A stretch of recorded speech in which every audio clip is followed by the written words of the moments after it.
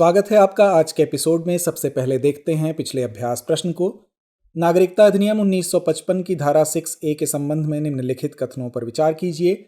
पहला, इसे वर्ष 1985 के असम समझौते के बाद अधिनियमित किया गया था, या 25 मार्च 1971 से पहले बांग्लादेश से असम में प्रवेश करने वाले प्रवासियों को भारतीय नागरिकता प्रदान करता है। दूसरा, 1 जनवरी 1966 और 25 मार्च 1971 के बीच असम में प्रवेश करने वाले प्रवासियों को धारा 6A के तहत स्वचालित रूप से नागरिकता प्रदान की जाती है। उपरोक्त कथनों में से कौन सा या कौन से सही नहीं है या हैं?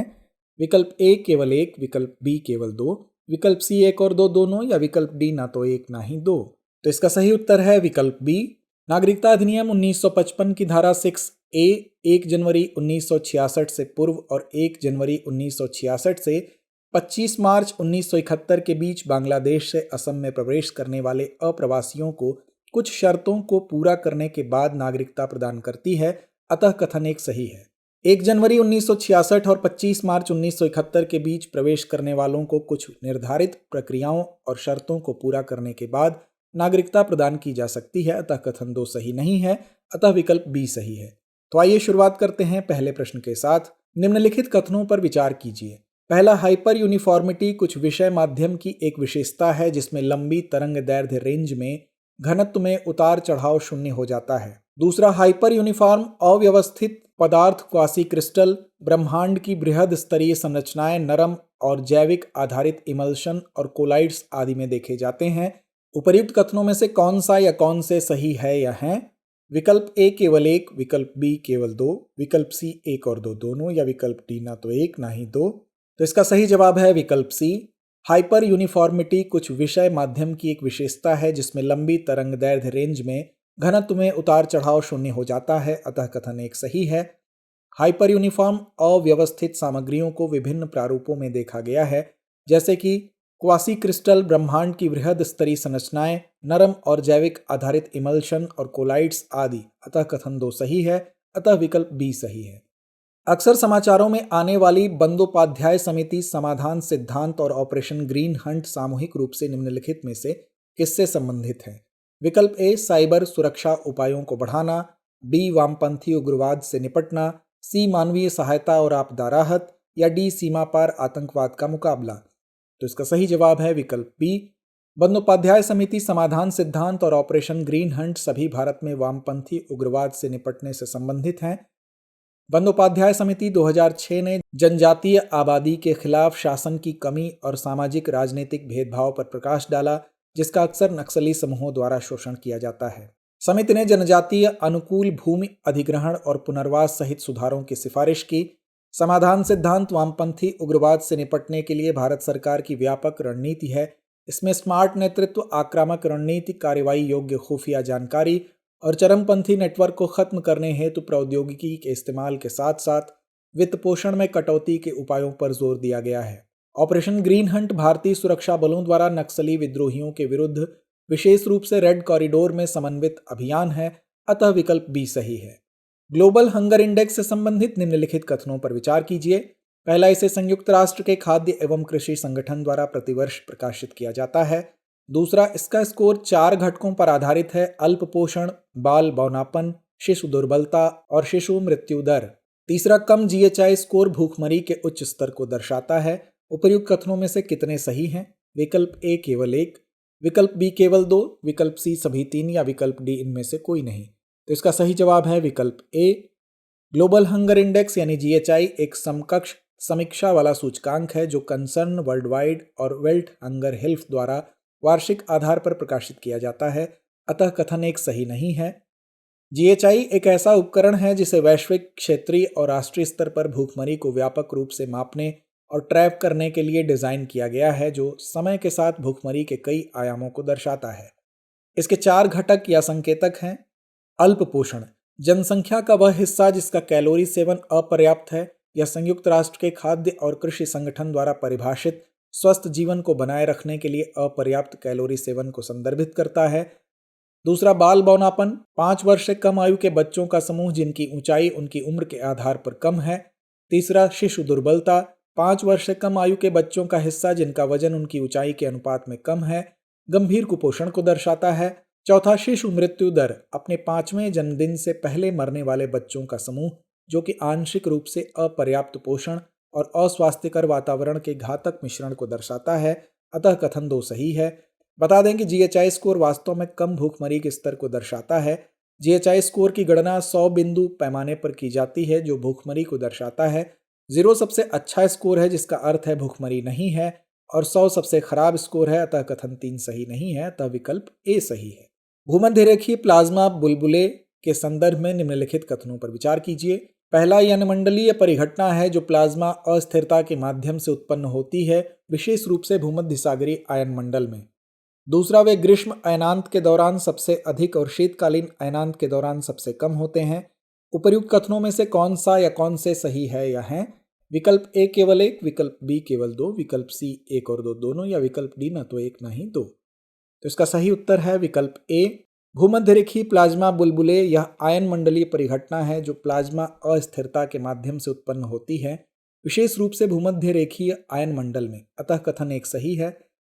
ईपीबी आयन मंडल में क्षीण प्लाज्मा के वे क्षेत्र हैं जो सूर्यास्त के बाद चुंबकीय भूमध्य रेखा के पास निर्मित होते हैं। ईपीबी भूमध्य रेखीय आयन मंडल में उत्पन्न होते हैं, लेकिन पृथ्वी के भूमध्य रेखा से 15 डिग्री उत्तर और दक्षिण तक वैश्विक आयन मंडल को प्रभावित करते हुए फैल सकते हैं। रेडियो तरंग संचरण पर प्रभाव, जैसे ही रेडियो तरंगें आयन मंडल से होकर गुजरती हैं, ईपीबी से संबंधित अनियमितताएं उन्हें बिखेर सकती हैं, जिससे सिग्नल में गिरावट आ सकती है। यह उन संचार प्रणालियों के लिए एक प्रमुख चिंता का विषय है जो उच्च आवृत्ति रेडियो तरंगों पर निर्भर हैं, जैसे उपग्रह संचार और जीपीएस आदि। मौसमी और क्षेत्रीय परिवर्तनशीलता ईपीबी शीत अयनांत 21 से 22 दिसंबर के दौरान सबसे अधिक होते हैं और ग्रीष्म अयनांत 21 जून के दौरान सबसे कम होते हैं, अतः कथन 2 सही नहीं है, अतः विकल्प ए सही है। बाल विवाह निषेध अधिनियम 2006 के संबंध में निम्नलिखित कथनों पर विचार कीजिए। पहला, यह अधिनियम बाल विवाह को प्रारंभ से ही स्वतः निरस्त कर देता है। दूसरा, बाल विवाह रोकने के लिए बाल विवाह निषेध अधिकारी नियुक्त किए जाते हैं। तीसरा, यह अधिनियम बाल विवाह की अनुमति देने वाले किसी भी रीति रिवाज या व्यक्तिगत कानून को रद्द कर सकता है। उपर्युक्त कथनों में से कौन सा या कौन से सही है या हैं? विकल्प ए केवल 1, विकल्प बी केवल 2 और 3, विकल्प सी 1 और 2 दोनों, और विकल्प डी 1, 2 और 3। निषेध अधिनियम पीसीएमए 2006 बाल विवाह को स्वतः निरस्त नहीं करता है। इसके बजाय यह ऐसे विवाहों को निरस्त करने योग्य बनाता है जिसका अर्थ है कि कोई भी पक्ष जो उस समय तक नाबालिग था, वयस्क होने के 2 वर्ष के भीतर विवाह को निरस्त करने की मांग कर सकता है। विवाह तभी निरस्त होता है जब न्यायालय द्वारा विवाह को निरस्त कर दिया जाता है, अतः कथन 1 सही नहीं है। अधिनियम में बाल विवाह निषेध अधिकारियों की नियुक्ति अनिवार्य की गई है। ये अधिकारी बाल विवाह को रोकने और जमीनी स्तर पर कानून के प्रवर्तन को सुनिश्चित करने के लिए जिम्मेदार हैं, अतः कथन 2 सही है। पीसीएम में उन सभी रीति रिवाजों, धार्मिक प्रथाओं या व्यक्तिगत कानूनों को रद्द कर देता है जो बाल विवाह की अनुमति देते हैं। यह पूरे भारत में सार्वभौमिक सुरक्षा सुनिश्चित करता है, सभी समुदायों पर समान रूप से लागू होता है और किसी भी परस्पर विरोधी व्यक्तिगत कानूनों पर विवाह के लिए कानूनी उम्र को प्राथमिकता देता है, अतः कथन 3 सही है, अतः विकल्प बी सही है। मिशन मौसम के संबंध में निम्नलिखित कथनों पर विचार कीजिए। पहला, मिशन मौसम का उद्देश्य भारत के मौसम अवलोकन नेटवर्क को बढ़ावा तथा मशीन लर्निंग दृष्टिकोणों को एकीकृत करके मौसम पूर्वानुमान मॉडल में सुधार करना है। दूसरा, यह परियोजना मुख्य रूप से भारत के पूर्वी तट को मौसम रडार से कवर करने पर केंद्रित है, क्योंकि पश्चिमी तट पर पहले से ही पर्याप्त निगरानी है। तीसरा, भारत में मौसम संबंधी डेटा तक खुली पहुंच प्रतिबंधित है और मिशन मौसम का उद्देश्य शोधकर्ताओं और उद्यमियों के लिए पहुंच में सुधार लाना है। उपर्युक्त में से कितने कथन सही है या हैं? विकल्प ए केवल 1, विकल्प बी केवल 2, विकल्प सी सभी 3 या विकल्प डी कोई भी नहीं। तो इसका सही जवाब है विकल्प बी। मिशन मौसम का उद्देश्य मौसम अवलोकन नेटवर्क का विस्तार करना और मशीन लर्निंग सहित आधुनिक तकनीकों को एकीकृत करके पूर्वानुमान मॉडल में सुधार करना है, अतः कथन 1 सही है। भारत के पश्चिमी तट पर निगरानी कम है, यहाँ केवल 5 रडार हैं और मिशन वहाँ तथा उच्च जलवायु जोखिमों का सामना करने वाले बड़े शहरी केंद्रों में मौसम रडार स्थापित करने को प्राथमिकता देता है, अतः कथन 2 सही नहीं है। मिशन का उद्देश्य ऊर्जा, कृषि और जल जैसे क्षेत्रों में नवाचार को बढ़ावा देने तथा उपयोग के मामलों को विकसित करने के लिए मौसम संबंधी डेटा को अधिक सुलभ बनाना है, अतः कथन 3 सही है, अतः विकल्प बी सही है। B20 प्रक्रिया के अनुसार निम्नलिखित में से कौन सा व्यवसायों के लिए प्राथमिकता नहीं है? ए, वैश्विक सुरक्षा के लिए सैन्य निवेश बढ़ाना, बी बेहतर खाद्य सुरक्षा सुनिश्चित करने के लिए टिकाऊ खाद्य प्रणालियों को बढ़ावा देना, सी सामान्य भलाई के लिए एआई सहित डिजिटल परिवर्तन और नवाचार का नेतृत्व करना, डी कौशल विकास और वित्तीय पहुंच के माध्यम से समावेशी विकास को सुविधाजनक बनाना। तो इसका सही जवाब है विकल्प ए। B20 प्रक्रिया में सैन्य निवेश बढ़ाने को प्राथमिकता नहीं दी गई है।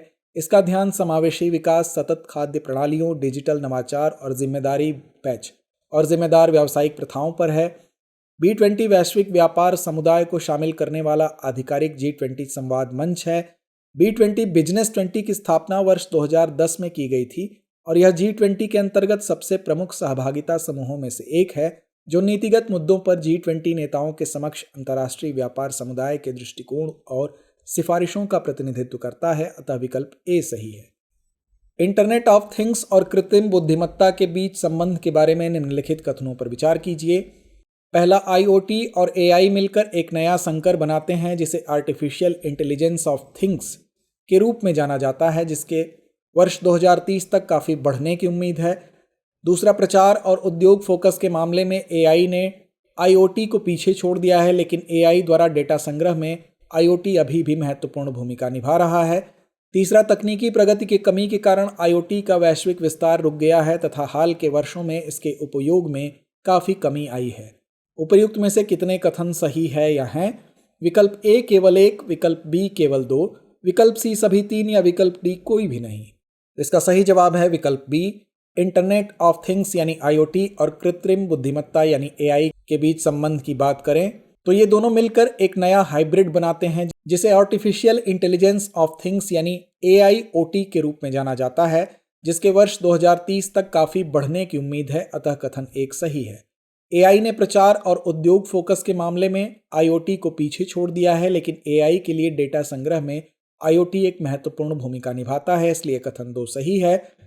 IoT का वैश्विक विस्तार रुका नहीं है, वास्तव में IoT को अपनाना लगातार बढ़ रहा है। वर्ष 2023 तक विश्व भर में 14.4 बिलियन से अधिक कनेक्टेड IoT डिवाइस हैं और वर्ष 2024 तक यह संख्या बढ़कर 18 बिलियन से अधिक होने की उम्मीद है, इसलिए कथन 3 सही नहीं है। अतः विकल्प बी सही है।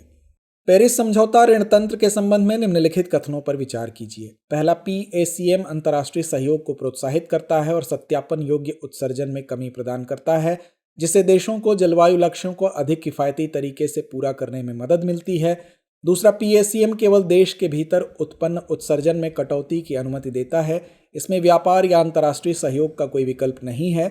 तीसरा, PACM में कार्बन क्रेडिट से प्राप्त आय का एक हिस्सा विकासशील देशों में अनुकूल प्रयासों का समर्थन करने के लिए उपयोग किया जाता है। उपर्युक्त में से कितने कथन सही है या हैं? विकल्प ए केवल 1, विकल्प बी केवल 2, विकल्प सी सभी 3 या विकल्प डी कोई भी नहीं। तो इसका सही जवाब है विकल्प बी। PACM अंतर्राष्ट्रीय सहयोग को प्रोत्साहित करता है और सत्यापन योग्य उत्सर्जन में कमी प्रदान करता है, जिससे देशों को जलवायु लक्ष्यों को अधिक किफायती तरीके से पूरा करने में मदद मिलती है। अतः कथन 1 सही है। PACM देशों के बीच कार्बन क्रेडिट को स्थानांतरित करने की अनुमति देता है, जिससे न केवल एक ही देश के भीतर बल्कि अंतर्राष्ट्रीय सहयोग को बढ़ावा मिलता है। अतः कथन 2 सही नहीं है। PACM में एक ऐसा तंत्र शामिल है जहां कार्बन क्रेडिट से प्राप्त आय का एक हिस्सा विकासशील देशों में अनुकूल प्रयासों का समर्थन करने के लिए उपयोग किया जाता है। अतः कथन 3 सही है। अतः विकल्प बी सही है। भारत की सामाजिक सुरक्षा प्रणाली के संबंध में निम्नलिखित कथनों में से कौन सा सही है? पहला, सामाजिक सुरक्षा संहिता 2020 का उद्देश्य असंगठित श्रमिकों को लाभ पहुंचाना है, लेकिन इसे अभी पूरी तरह से लागू नहीं किया गया है। दूसरा, भारत का 90% से अधिक कार्यबल औपचारिक सामाजिक सुरक्षा योजनाओं के अंतर्गत आता है, जिससे व्यापक सुरक्षा सुनिश्चित होती है। नीचे दिए गए कूट का प्रयोग करके सही उत्तर चुनिए। विकल्प ए केवल 1, विकल्प बी केवल 2, विकल्प सी 1 और 2 दोनों या विकल्प डी ना तो 1 ना ही 2। तो इसका सही जवाब है विकल्प ए। सामाजिक सुरक्षा संहिता 2020 का उद्देश्य गिग, अनौपचारिक और असंगठित क्षेत्र के श्रमिकों को लाभ पहुंचाना है, लेकिन इसे पूरी तरह से लागू नहीं किया गया है। अतः कथन 1 सही है। भारत का 90% से अधिक कार्यबल अनौपचारिक क्षेत्र में है और उसके पास औपचारिक सामाजिक सुरक्षा कवरेज का अभाव है। अतः कथन 2 सही नहीं है। अतः विकल्प ए सही है। आगे बढ़ने से पहले आपको बता दें कि दृष्टि IAS के सभी online pendrive courses, test series और DLP पर 40% की विशेष छूट है।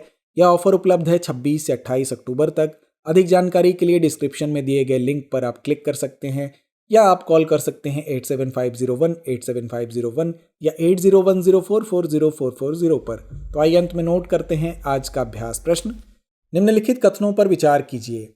पहला, भारत सरकार भारत को वैश्विक विवाद समाधान के केंद्र के रूप में स्थापित करने के लिए गिफ्ट सिटी में एक अंतर्राष्ट्रीय मध्यस्थता केंद्र स्थापित करने की योजना बना रही है।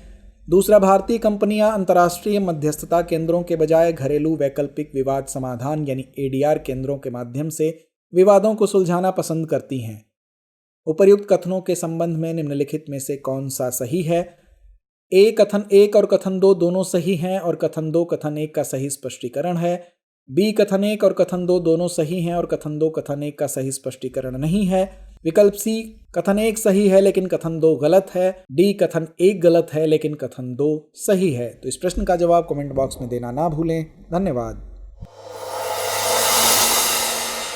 डियर व्यूअर्स, अपने एग्जाम की तैयारी को और बेहतर करने के लिए हमारे चैनल को लाइक, शेयर और सब्सक्राइब करना न भूलें।